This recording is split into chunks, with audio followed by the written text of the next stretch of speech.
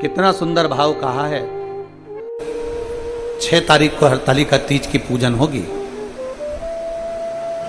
तो हरतालिका तीज के दिन हम जो फुलेरा मंदिर के अंदर बांधते हैं, आप लोग उस फुलेरे का दर्शन किए होंगे, आपको दिखाएंगे कल कि फुलेरा कैसा होता है।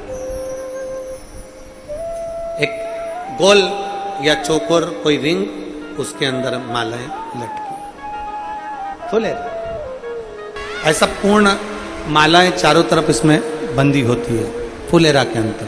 ये भगवान शंकर के ऊपर लगाया जाता है। शिव महापुराण की कथा कहती है 7 चुल्लू जल, या तुम्हारे हाथ में जो लोटा होता है पानी का, उस जल को जब डालते हैं 7 बार धीरे धीरे धीरे धीरे उत्तर की ओर मुख कर कर, दक्षिण में बैठकर उत्तर की ओर मुख कर कर जब 7 बार जल दिया जाता है, दल चढ़ाया जाता है, 7 वृक्ष की पत्तियों को तोड़कर शिव जी को चढ़ाया जाता है। कितना भी कष्ट का समय चल रहा हो, वो कष्ट का समय कट ही जाता है और कुछ अच्छी खबर मिलती जरूर है, कुछ अच्छा मिलता जरूर है। एक हरतालिका तीज के दिन फुलेरे का दर्शन, इधर हरियाणा में हरतालिका तीज होती है कि नहीं होती, हमको नहीं मालूम, नहीं होती। अगर नहीं भी होती है तो प्रयास करा करो कि शंकर जी के मंदिर में अगर कहीं हरियाणा में हरतालिका तीज नहीं होती है तो शंकर के मंदिर में अपनी तरफ से एक डलिया लेकर या बांस की छबड़ी लेकर उसमें मालाएं लटकाकर शंकर के ऊपर जैसे वो जलाधारी लगी रहती है, वैसे फूल की फुलेरा लगाना चाहिए, लगाना चाहिए। और मेरा निवेदन है यहां बैठी हुई सारी माताओं से, आपके नजदीक में जो शिव मंदिर हो, प्रयास करना कि हरतालिका तीज के दिन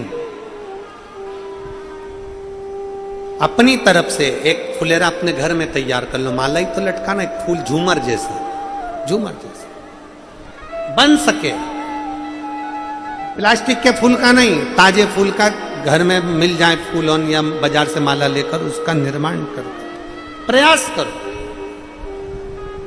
कहते हैं सोमवार की अष्टमी के दिन 7 पत्ती 7 जल के पात्र चढ़ाने से जो फल मिलता है, वो फल केवल हरतालिका तीज के फुलेरे का दर्शन कर कर हमें प्राप्त हो जाता है, और हमारा आधा कष्ट उस फुलेरे के दर्शन से समाप्त हो जाता है।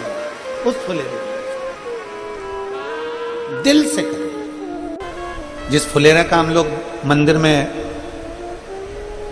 और जहां पर हरतालिका तीज का त्यौहार नहीं मनाया जाता हो, हम उनसे भी कहेंगे कि आपके नजदीक में अगर कोई शिवालय हो, आपके नजदीक में अगर कोई शंकर का मंदिर हो, और आपको बाबा ने अगर सामर्थ्यवान बनाया है, तो प्रयास करना कि एक फुलेरा उस मंदिर में आप अपनी ओर से भी बंधवा सकते हैं। इसकी माला भगवान देवादिदेव महादेव का चरित्र कहता है, शिव तत्व कहता है कि मनुष्य की देह में, मानव के शरीर में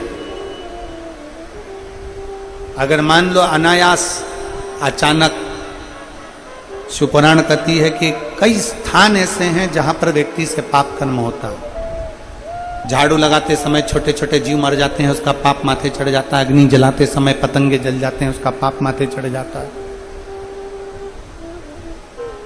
कपड़े धोना, बर्तन धोते समय छोटे छोटे जीव मर जाते हैं, उसका पाप माथे चढ़ जाता है। चलकर अपन कहीं जाते हैं, अपने पांव के नीचे छोटे छोटे जीव मर जाते हैं, उसका पाप माथे चढ़ जाता है।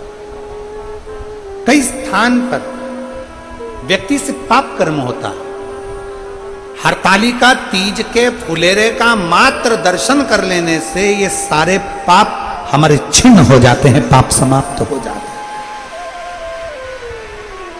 पाप छिन्न हो जाते हैं। श्री शिवाय नमस्तुभ्यम।